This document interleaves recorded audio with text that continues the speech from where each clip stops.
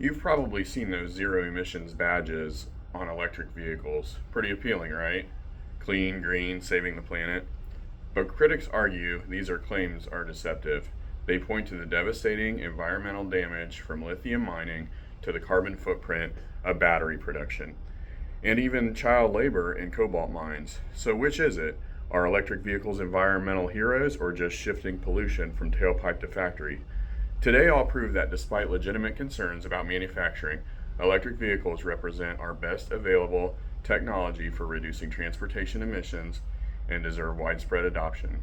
Paired with stronger mining regulations, I've researched EPA data, International Council on Clean Transportation Studies, and environmental impact assessments to give you both sides of this controversy.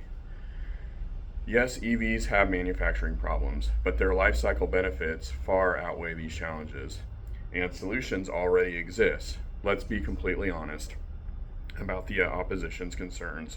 They're not wrong about everything. Battery production does create significant environmental impact. According to Earth.org, 46% of an electric vehicle's total emissions come from manufacturing compared to only 26% for gas-powered cars.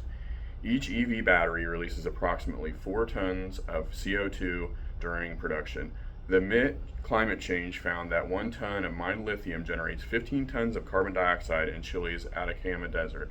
Lithium extraction consumes 65% of the region's water supply, forcing indigenous communities from their ancestral lands due to groundwater depletion. The cobalt story is even darker.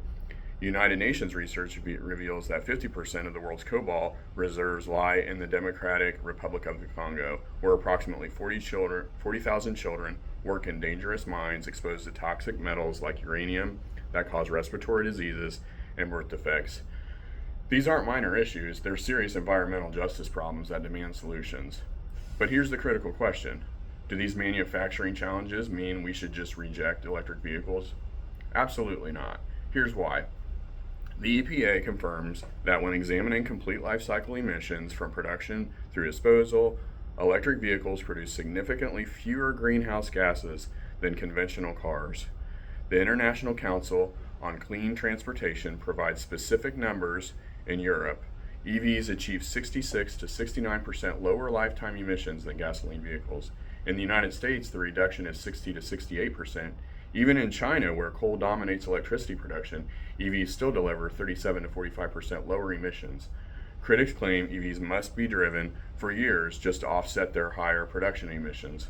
They're right, but the break-even point comes faster than you'd think. In France, it's just 25,000 kilometers. Even in coal-heavy China, it's 153,000 kilometers after reaching the break-even point. EVs continue delivering environmental benefits for their entire remaining lifespan, which typically exceeds 250,000 kilometers.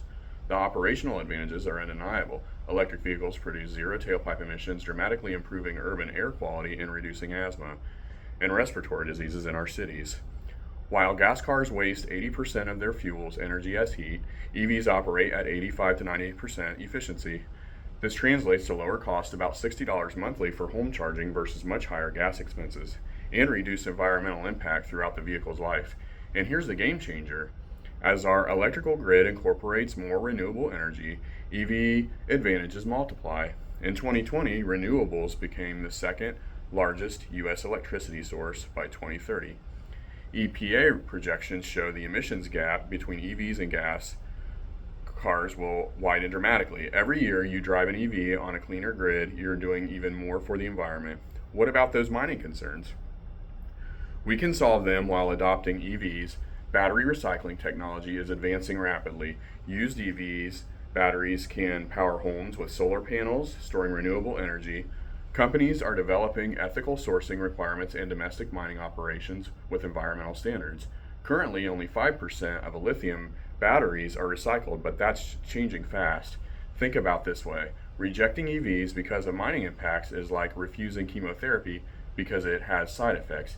Yes, we should minimize those side effects, but the alternative, continued climate damage from gas cars, is far worse. Here's what I'm asking you to do. Support electric vehicle adoption and demand sustainable mining practices when purchasing your next vehicle.